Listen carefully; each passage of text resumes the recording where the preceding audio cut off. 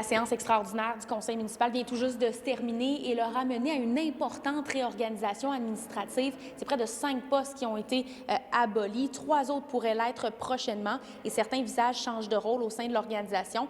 À la direction générale, notamment, Gabriel Rioux ne terminera pas son contrat. Une entente financière de 730 000 $ a été conclue. C'est Geneviève Girard, jusqu'ici directrice générale adjointe, qui assurera la relève. On n'a pas dit on va couper, on va abolir 100 postes dans l'appareil. Non. On le fait de manière chirurgicale, intelligente. Et M. Rioux avait un contrat où il gagnait cette année 268 000 $. Ajouté à ça, les contributions au fonds de pension, les bénéfices marginaux. Fait que c'est des montants qui, pour la durée de la terminaison du contrat, incluant les modalités de fin de contrat. Ma motivation, c'est de travailler pour la ville, pour la communauté, pour les citoyens.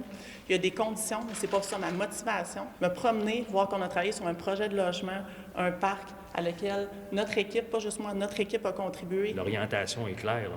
On veut gérer sainement les dépenses. On a une cible au niveau du compte. La fin du contrat de Gabriel Rioux a été votée presque à l'unanimité autour de la table des décisions. Seulement le conseiller municipal Serge Godreau qui a voté contre cette indemnité atteignant les quelques 700 000 $.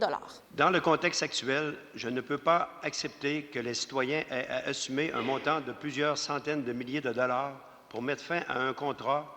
D'autres avenues raisonnables auraient pu être analysées et envisagées. On a eu des conflits qui ont coûté une fortune aux citoyens.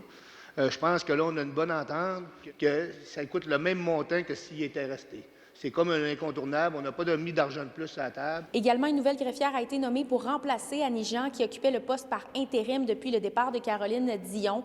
Patricia Girard assumera désormais cette fonction, tandis que Mme Jean retrouvera son rôle d'assistante greffière. Les élus ont aussi procédé à un vote concernant la nomination de plusieurs acteurs clés à la gouvernance de promotion Saguenay. Priscilla Nemé devient la présidente directrice générale de l'organisation. Je vais chevaucher une présence plus grande avec le conseil de ville, avec les services, avec ma collègue Geneviève, la mise en place d'un bureau de projet également.